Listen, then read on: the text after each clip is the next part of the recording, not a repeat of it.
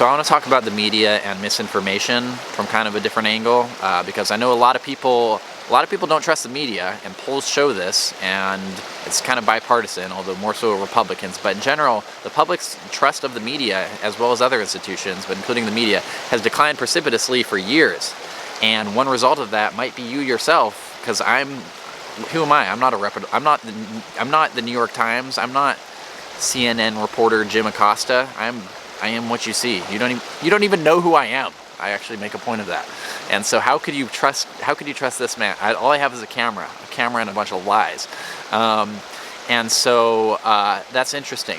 There's been a lot of talk about it. It's mostly in the form of fake news. People talk about fake news. The Democrats brought it up with regards to 2016, and then Trump kind of co-opted it, and he started saying everything was fake news. People talk about fake news. That's out there in terms of there are dishonest things that the media says, including from mainstream outlets, which I'll talk about in other videos, and I'm sure I have. But it's also from just obscure people putting out lies on the internet.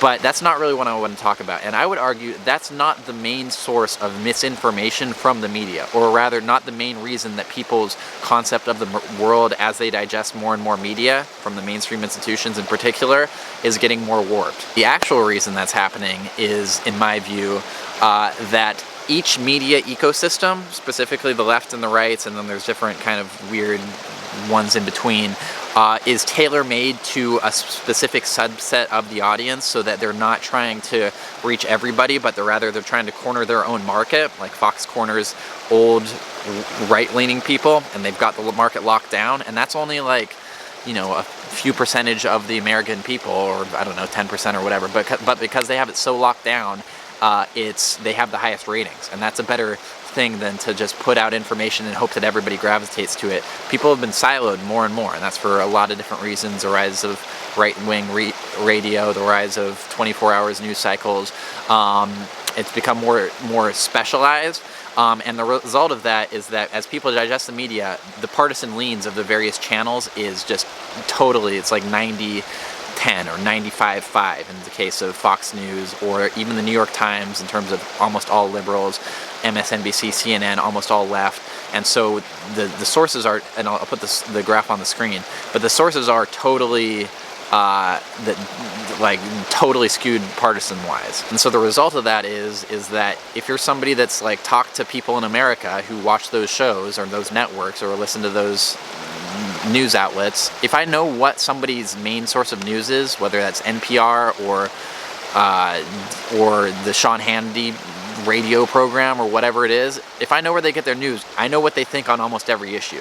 Now, it's not to say that, and they think like wildly divergent things about what's happening in the world and what's happening in America. Now, is it the case that the information that these news services are giving and putting out all the time is inaccurate, as in they're just making up stuff all the time?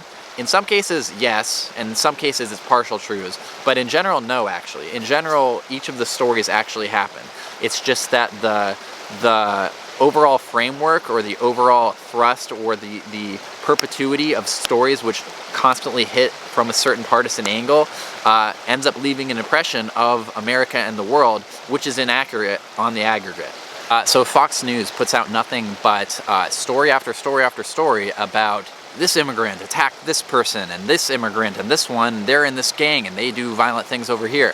And this black person, he just killed this white lady. Let's talk about it for 10 minutes. And then let's move over to this story where this refugee is actually a member of this terrorist organization. Well, the thing is that not so much refugees, but there are still tens of thousands of them, but black people and immigrants and these communities, which they focus disproportionately on, have tens of millions of people within them, because there's 340 million people in the US? There's hundreds of millions of people in the US, and a number of them are black, and some of them are immigrants too. And so if even 0.1% are violent, bad people, that means you can pick thousands and thousands of cases of individual incidents like that, and you can run them on a 24 hours news program that has millions of viewers with a certain partisan lean already, that will then come to the conclusion that these black people are killing all of these people, and these immigrants are violent people that we shouldn't let in. And it's just a partisan, it's a partisan lead. And that's not to say that it's misinformation in the case of any one story. And insofar as people say that we shouldn't report on those stories, I disagree with that as well, but it should just be put in the proper context. But that's a certain type of misinformation. Also add running a story constantly, like black crime, like they might do on Fox News.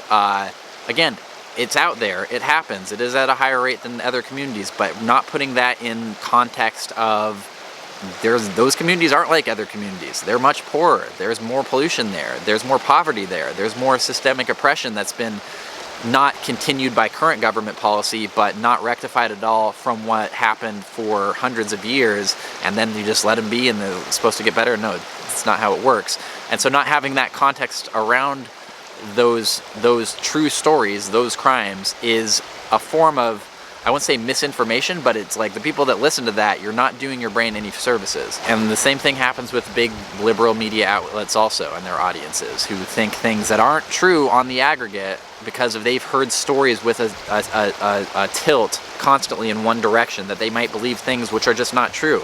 So they might believe that Russia hacked into the election systems in 2016, and that's how Trump won. A lot of people think that. Like, I've run into them. I don't know if there's polls around it, but the reason for that is because every single story about anything regarding Russia was run, including some ones that were actually fake news, but even irrespective of that, true stories that seem to suggest that there's something funky going on with Trump and the Russians, and so then this narrative about the world that they see Putin around every corner and there's a Russian boogeyman everywhere becomes it's part of the liberal psyche in a way that isn't rational, in the same way that fear of immigrants isn't rational for the conservative psyche. And so I would just encourage people to take the big picture view and not use individual stories to flavor too much one's opinion of this is a wider problem. I've seen anecdote 1, anecdote 2, and anecdote 3 in succession on the same